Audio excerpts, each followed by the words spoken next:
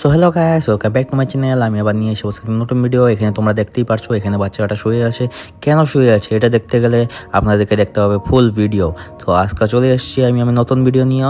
এখানে আজকে আমি দেখাবো আমাদের স্কুলের হওয়া একটা ড্রিল, যেটা আমাদের গভর্নমেন্ট থেকে অর্ডার করা হয়েছিল, যাতে বাচ্চাদেরা জানতে পারে কীভাবে যদি আর্থকুয়েক হয় তাহলে কি সাবধানতা অবলম্বন করতে হবে।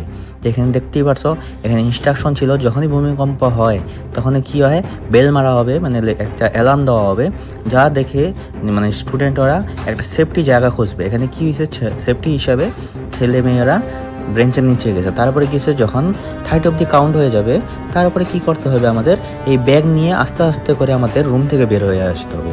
সেটার জন্যই এই ড্রিলটা প্র্যাকটিস করানো হচ্ছে, যাতে সত্যিকারের ভূমিকম্প হলে কি করতে হয় সেটা আমরা দেখতে পাচ্ছি। এখানে দেখছো সবাই, এখন এখানে সবাই গ্যাদারিং হয়ে যাচ্ছে একটা সেফ প্লেসে, যেখানে ভূমিকম্প হওয়ার পরে ছেলেমেয়েরা মানে যেখানে সেফটি হবে ওইখানে আসছে দাঁড়া হচ্ছে। তারপরে কি হবে, এখানে যাদের যাদের ক্লাস আছে তাদের ক্লাস ক্যাপ্টেন বা টিচার যারা থাকবে, কতজন স্টুডেন্ট আসছে স্কুলে সেই হিসাবে তারা কাউন্ট করবে। এখানে দেখতে পাচ্ছ ওরা কাউন্ট করছে যে সব স্টুডেন্ট কি বের হয়ে আসতে পেরেছে ভূমিকম্পর পরে, না আসতে পারে। যদি কেউ ছুটে যেতে থাকে তাদেরকে আনা হবে।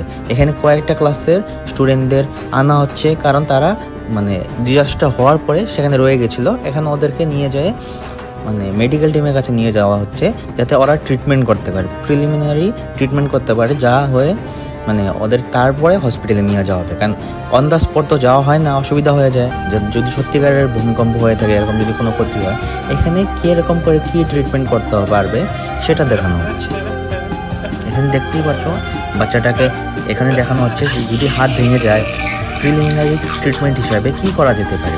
এখানে দেখানো হচ্ছে ব্যান্ডেজটাকে করে তারপর হসপিটালে নিয়ে যাবে, তারপর ডাক্তারে নিজে দেখে ওটাকে কেমন করে ঠিক করে করতে হবে। কারণ যদি হাতটা ভেঙে যাওয়া হয়ে থাকে তাহলে তো ডাইরেক্ট নিয়ে গেলে তো আর পেনটা বেশি করবে, যার জন্য এটা করা হচ্ছে। এখানে দেখানো হচ্ছে নেক্সট ইয়ারে যে বাচ্চাটা আছে, দেখানো হচ্ছে যে এর যদি মাথা ফেটে যায় থেকে কোনো কিছু আঘাত লেগে তাকে কেমন করে ট্রিট করতে হবে। ফার্স্টে আমাদের যেগুলা ইকুইপমেন্ট আছে সেটা দিয়ে ওদের ট্রিটমেন্টটা প্রিলিমিনারি ট্রিটমেন্টটা করা হবে। এখানে আমরা দেখতে পাচ্ছি এখানে অল্প কিছু কটন সটন নিয়ে এখানে মানে ট্রিটমেন্ট নয় ফুললি, বাট অল্প সেফটির জন্য, যাতে আমাদের যেটা ঘা হয়েছে ওটা যাতে ইনফেকশন না হয়ে যায়, তার জন্য অল্প ট্রিটমেন্টের মতন করে ট্রাই করানো হচ্ছে। স্টুডেন্টদেরকে শেখানো হচ্ছে যে কী কী করতে পারা যেতে পারে। এমন করে কন্টিনিউ হওয়ার পরে আমরা আস্তে আস্তে দেখবো যে এখানে ব্যাকগ্রাউন্ডে কী কী হচ্ছে না হচ্ছে, আমি সব দেখাবো। যদি আমাদের স্কুলে হয় এই প্রোগ্রামটি, গভর্নমেন্টের দ্বারা দেওয়া প্রোগ্রামটি যদি আপনাদের দেখে ভালো লেগে থাকে তাহলে অবশ্যই আমার চ্যানেলটাকে সাবস্ক্রাইব করে দেবেন।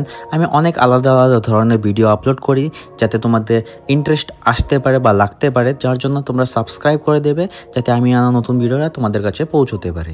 ধন্যবাদ, আর দেখতে থাকো পিএস টাইকোয়ান্ডো।